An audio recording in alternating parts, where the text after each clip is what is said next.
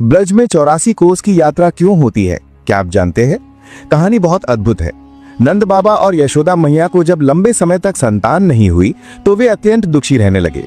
उन्होंने एक एक करके सभी तीर्थों, देवताओं और पवित्र स्थलों पर मन्नत मांगी। हे प्रभु, हमें एक बार संतान का सुख मिल जाए तो हम आपके सभी तीर्थों के दर्शन करेंगे। समय बीता और भगवान श्री कृष्ण ने स्वयं उनके घर जन्म लिया। जब श्री कृष्ण कुछ बड़े हुए तब एक दिन उन्होंने सुना कि नंद बाबा और यशोदा मैया आपस में विचार कर रहे हैं। हमने सभी तीर्थों के दर्शन की प्रतिज्ञा की थी, अब मन्नत पूरी हो गई है तो तीर्थ यात्रा पूरी करनी चाहिए। ये सुनकर नटखट कान्हा चिंतित हो गए।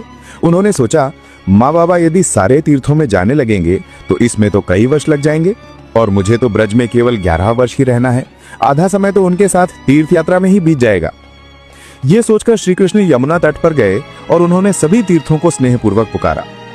आप सब दूर दूर फैले हुए हैं, मेरे माता पिता वृद्ध हैं, उनकी प्रतिज्ञा को पूरा करना कठिन हो जाएगा। कृपा करके आप सब ब्रज में 84 कोस के भीतर आ जाइए। भगवान का आदेश कौन टाल सकता है। सभी तीर्थ, देवस्थान और पवित्र शक्तियां ब्रजमंडल में प्रकट हो गईं।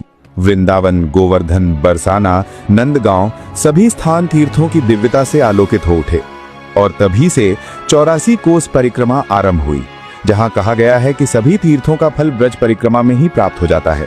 इसलिए जब भी कोई ब्रज की परिक्रमा करता है तो वो केवल कदम नहीं चलता, वो तीर्थों, लीला स्थलों और भगवान की कृपा के बीच से गुजर रहा होता है। तो आप भी जब ब्रज आएं, भक्ति से कहें, राधे राधे।